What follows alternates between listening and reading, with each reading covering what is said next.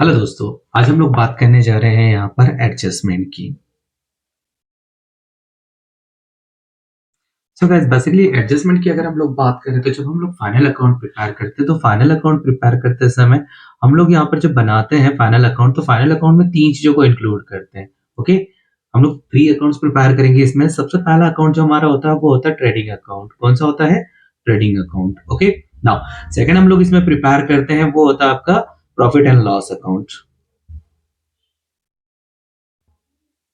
Now तीसरा जो बनाते हैं हम लोग यहाँ पर बैलेंस शीट बनाते हैं। ओके, सो गाइस बेसिकली यहाँ पर याद रखिएगा कि ट्रेडिंग अकाउंट का जो बैलेंस आता है वो प्रॉफिट एंड लॉस अकाउंट में ट्रांसफर किया जाता है। प्रॉफिट एंड लॉस अकाउंट का जो बैलेंस आता है वो बैलेंस शीट में ट्रांसफर किया जाता है। बट याद रखिएगा कि क्वेश्चन जब हम लोग सॉल्व करते हैं तो बैलेंस शीट का टोटल हमेशा जो डेबिट साइड है आपका और क्रेडिट साइड है, ये दोनों का टोटल क्या होना चाहिए? इक्वल होना चाहिए। अगर दोनों का टोटल बराबर है दैट्स मीन आपने जो क्वेश्चन सॉल्व किया है वो क्या है? पूरी तरह से सही है। अदरवाइज क्या है? आपने कहीं ना कहीं मिस्टेक की। सो गाइस बेसिकली मिस्टेक जब हम लोग करते हैं तो मिस्टेक्स का जो रीजंस होता है वो रीजन हमारा कहलाता है यहाँ पर एडजस्टमेंट। होता है क्या है कि क्वेश्चन जब हम लोग सॉल्व करते हैं तो उस क्वेश्चन को सॉल्व करने में हमारे पास बेसिकली जो इन्फॉर्मेशन होती है वो इन्फॉर्मेशन एडिशनल इन्फॉर्मेशन में आती है। कुछ चीजें छूट जाती है, कुछ चीजें लिखने से छूट जाती है, कुछ चीजें हम लोग पहले लिख लेते हैं। तो इन सारी चीजों को फिर हमें क्या करना पड़ता है? जब हम लोग फाइनल अकाउंट प्रिपेयर करते हैं तो फाइनल अकाउंट हमारा जो रहता है वो ओनली करंट ईयर से रिलेटेड रहता है। किससे रिलेटेड? करंट ईयर से। So guys basically current year में हमने कितनी ग्रोथ की है, कितना इनकम किया है, कितना अर्न किया है, कितना एक्सपेंसेस किए, इन सारी चीजों से रिलेटेड जब हम लोग इन्फॉर्मेशन कलेक्ट करते हैं और इसके लिए जो स्टेटमेंट प्रिपेयर करते हैं वही स्टेटमेंट हमारे यहाँ पर फाइनल अकाउंट कहलाता है। और फाइनल अकाउंट में हम लोग जब प्रिपेयर करते हैं तो फाइनल अकाउंट में 3 अकाउंट हम लोग प्रिपेयर करेंगे। Trading account, profit and loss account and balance sheet. Okay, now तो इन तीनों में कभी-कभी क्या होता है कि हमें जो इन्फॉर्मेशन जो क्वेश्चंस गिवन होते हैं उन क्वेश्चंस में कंडीशंस एप्लीकेबल ये होती है कि कुछ एडिशनल इन्फॉर्मेशन होती है। अब उन एडिशनल इन्फॉर्मेशन को हमें करना क्या है? सो गाइस बेसिकली वही इन्फॉर्मेशन जब हम लोग यहाँ पर एडजस्ट करते हैं तो उसी से रिलेटेड जो यहाँ पर हम लोग वर्ड यूज करते हैं वही हमारा कहलाता है यहाँ पर adjustment. Okay guys, so basically जब हम लोग trading account, profit and loss account and balance sheet जब हम लोग बनाते हैं तो इन तीनों अकाउंट में जो इफेक्ट एक साथ डालते हैं। ठीक है, तो एक साथ इफेक्ट कैसे डालेंगे गाइस? एडजस्टमेंट जो होते हैं, एडजस्टमेंट के जो इफेक्ट होते हैं वो होते हैं ड्यूअल इफेक्ट। कौन से होते हैं? Dual effect. अब ये ड्यूअल इफेक्ट कहां कहां होगा? सो गाइस बेसिकली यहां पर जब हम लोग प्रिपेयर करते हैं फाइनल अकाउंट तो फाइनल अकाउंट जब हम लोग प्रिपेयर करेंगे तो फाइनल अकाउंट में हम लोग 3 चीजें बनाते हैं। पहला ट्रेडिंग, दूसरा प्रॉफिट एंड लॉस और तीसरा आप लोगों का बैलेंस शीट। ओके गाइस, तो बेसिकली यहां पर जो हम लोगों का ड्यूअल कंसेप्ट है तो जो भी फैक्ट जो इंफॉर्मेशन आपको एडिशनल वे में प्रोवाइड होती है या एडिशनल इंफॉर्मेशन गिवन होती है उन इंफॉर्मेशन को हमें क्या करना होता है? या तो ट्रेडिंग अकाउंट में लिखना होता है या फिर प्रॉफिट एंड लॉस अकाउंट में लिखना होता है या फिर हमें क्या करना होता है? यहाँ पर बैलेंस शीट में लिखना है। सो गाइस बेसिकली जो एडजस्टमेंट है उसके मैक्सिमम जो फैक्ट इफेक्ट होते हैं वो इफेक्ट यहाँ पर ड्यूअल इफेक्ट आएंगे। तो वो क्या होगा यहाँ पर? या तो ट्रेडिंग एंड बैलेंस शीट में आएगा। ठीक है, पहला इफेक्ट आपका क्या हो सकता है यहाँ पर? Trading and balance sheet. दूसरा जो इफेक्ट आपका रहेगा वो रहेगा आपका profit and loss and balance sheet. ना या फिर आपका क्या हो सकता है यहाँ पर? तीसरा जो इफेक्ट। ठीक है, तो बेसिकली यहां पर जो हम लोग अकाउंट जो प्रिपेयर करेंगे उनका जो इफेक्ट आएगा वो एक साथ 2 अकाउंट पर आएगा।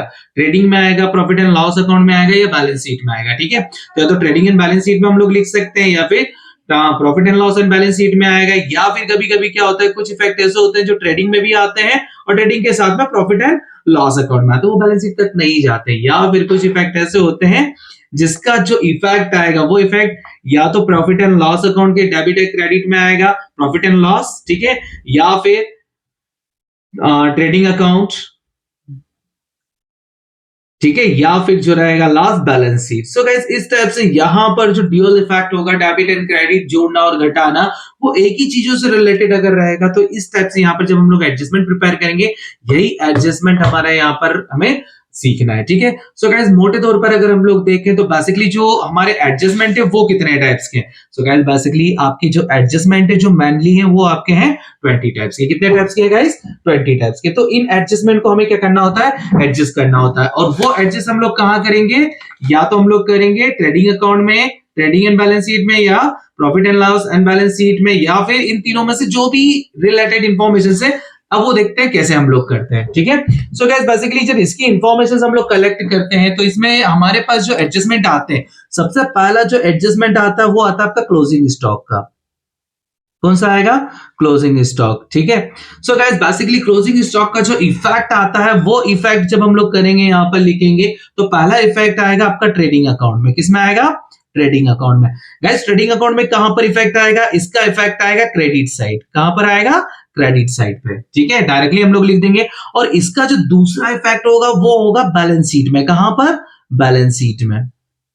सो गाइस बेसिकली जब इसका जो क्लोजिंग स्टॉक है, देखिए दो, जैसे मैंने आप लोगों को बताया कि एडजस्टमेंट जो होते हैं उसके डबल इफेक्ट होंगे। तो पहला इफेक्ट आएगा ट्रेडिंग अकाउंट में और दूसरा आप लोगों का आएगा बैलेंस शीट में। गाइस बैलेंस शीट में इसको हम लोग लिखेंगे असेट साइड। कहां लिखेंगे? असेट्स साइड, ठीक है। आई होप सो पहला क्लियर हुआ। दूसरा जो इफेक्ट आएगा वो आपका रहेगा यहां पर आउटस्टैंडिंग एक्सपेंसेस। कौन सा? Outstanding expenses.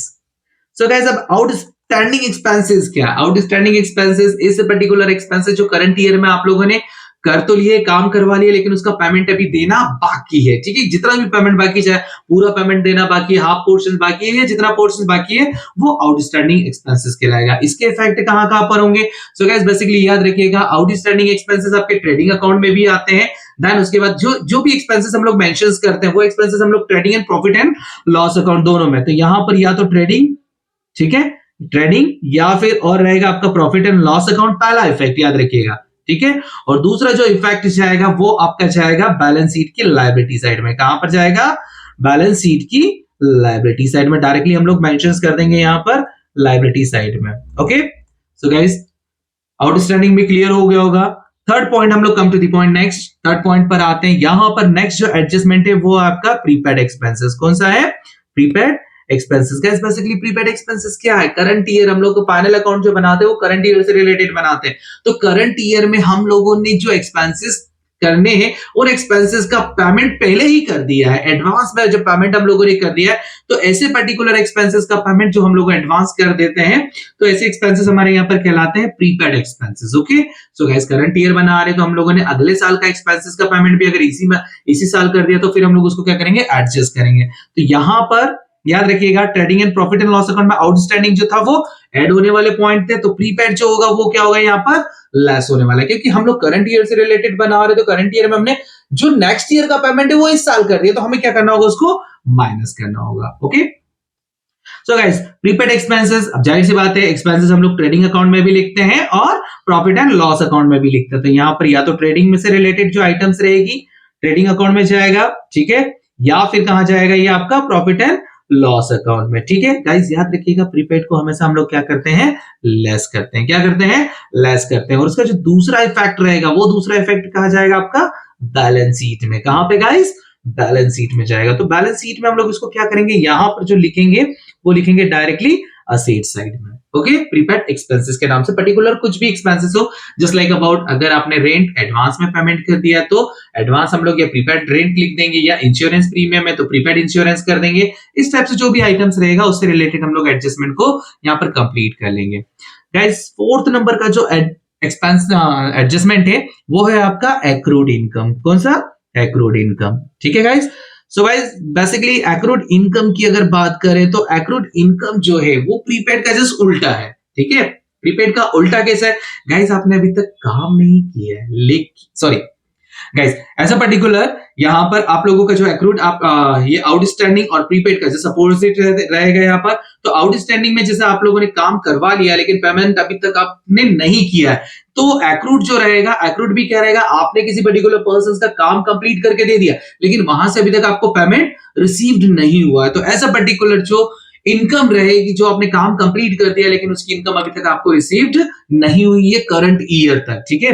तो ऐसी इनकम आपकी कहलाएगी यहाँ पर एक्रूड इनकम, जिसे हम लोग क्या करेंगे? यहाँ पर रिलेटेड आइटम में ऐड कर देंगे। ओके गाइस तो बेसिकली यहाँ पर याद रखिएगा एक्रूड इनकम दोनों चीजों से रिलेटेड, या तो ट्रेडिंग अकाउंट में, ठीक है, ट्रेडिंग और P&L अकाउंट, इसमें हम लोग क्या कर देंगे गाइस? इसको ऐड कर देंगे। और दूसरा इफेक्ट जो आएगा वो उसका जाएगा बैलेंस शीट में। कहां पर जाएगा गाइस?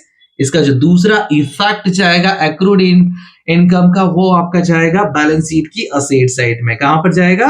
असेट साइड में। ओके याद रखिएगा। नाउ नेक्स्ट जो एडजस्टमेंट है वो एडजस्टमेंट है आपका अनअर्न्ड इनकम। ठीक है गाइस,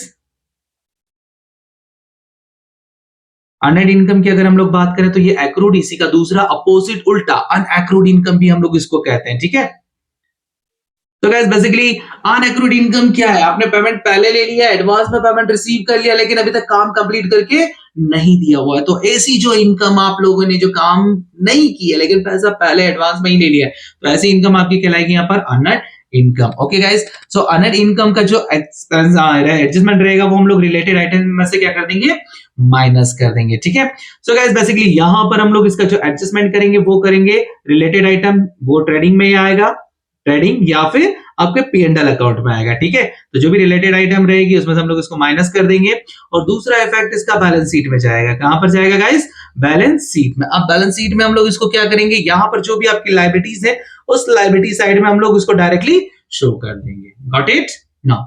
सो गाइस नेक्स्ट जो एडजस्टमेंट आएगा वो एडजस्टमेंट आपका यहां पर है डेप्रिसिएशन। अब हम लोग बात करते हैं डेप्रिसिएशन की। सो गाइस डेप्रिसिएशन अब क्या है, सो गाइस डेप्रिसिएशन आपका ऐसे पर्टिकुलर एसेट्स जिसको यूज एंड यूटिलाइज आप लोग करते हैं, उस पर हर साल उसकी वैल्यू रिड्यूस होती है, तो जो भी जितनी भी वैल्यूज आप लोग रिड्यूस करते हैं वही रिड्यूसिंग की जो वैल्यू है वो क्या कहलाती है, यहाँ पर डेप्रिसिएशन कहलाती है। गाइस क्वेश्चंस में इंफॉर्मेशन आपको होगी 5%, 10%, 15%, जितना भी डेप्रिसिएशन आपको चार्ज करने के लिए कहा जाता है उतना डेप्रिसिएशन हम लोग चार्ज करेंगे।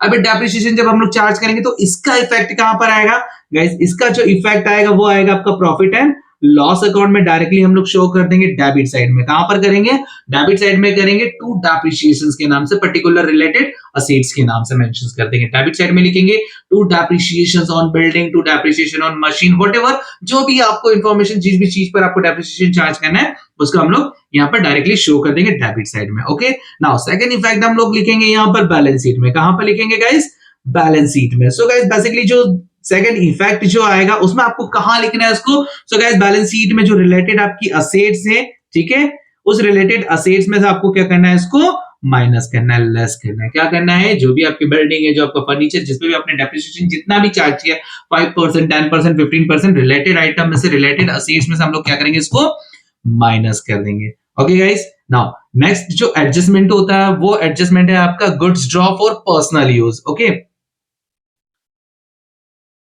Goods draw for personal use. Guys इसको हम लोग ड्राइंग भी कहते हैं, क्या कहते हैं, ड्राइंग्स।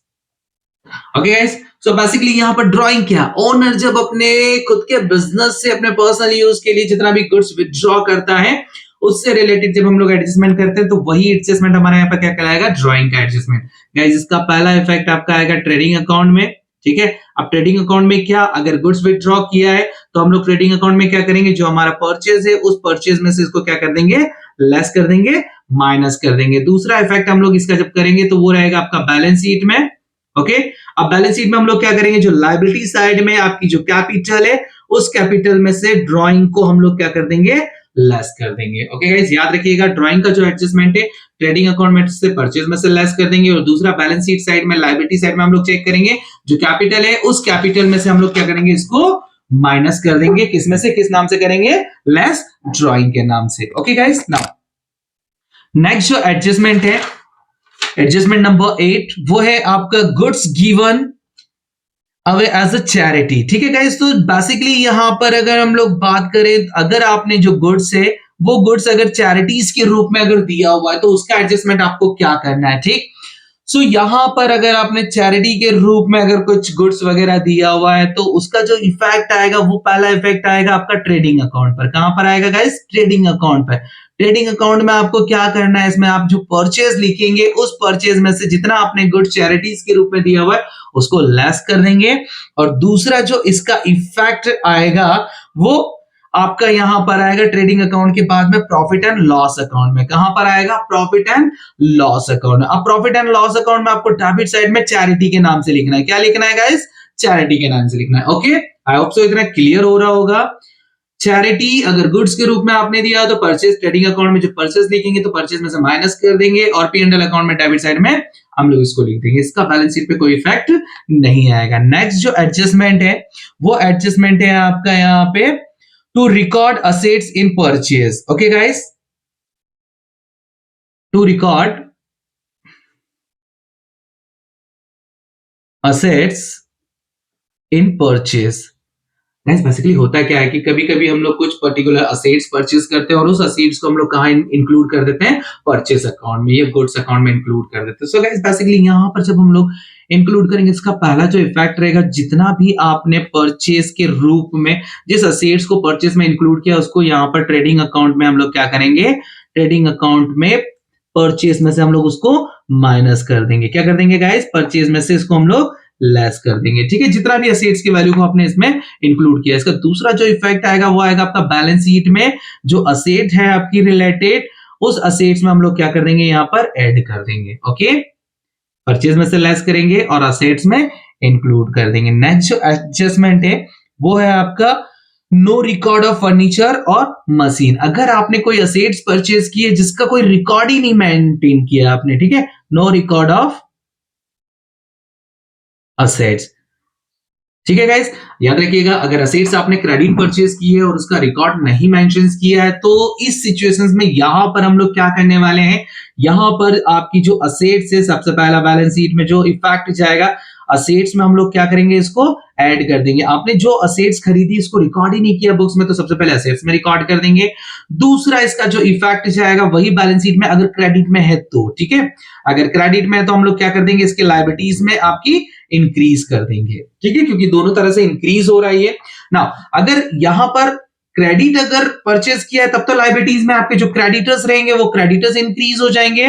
ठीक है ना, अगर आपने कैश परचेज किया है तो फिर बैलेंस शीट में आपका जो कैश रहेगा वो कैश क्या हो जाएगा, असेट साइड में से उसको माइनस कर देंगे, क्योंकि परचेज अगर हम लोग असेट्स कर रहे हैं तो कैश गया और असेट्स आई है। ठीक है गाइस, इसी के साथ इसमें एक इंपॉर्टेंट पॉइंट आप लोगों को ये और याद रखना पड़ेगा, ध्यान में रखना पड़ेगा कि जो असेट्स आपने परचेज किए जिसका रिकॉर्ड ही नहीं है आपके पास, लेकिन प्रॉफिट एंड लॉस अकाउंट में जब आप डेबिट साइड में यहां पर मेंशंस करेंगे तो उसमें आपको डेप्रिसिएशन मेंशंस करना पड़ेगा रिलेटेड टाइम पीरियड के अकॉर्डिंगली। ओके, जो असेट्स अभी तक रिकॉर्ड नहीं की गई है उसका जो प्रॉफिट एंड लॉस पर इफेक्ट आएगा वो इफेक्ट कहां पर आएगा, डेप्रिसिएशन में। ओके, याद रखिएगा, या तो पहला असेट जो रिकॉर्ड नहीं की गई वो असेट्स में इंक्रीज करना है।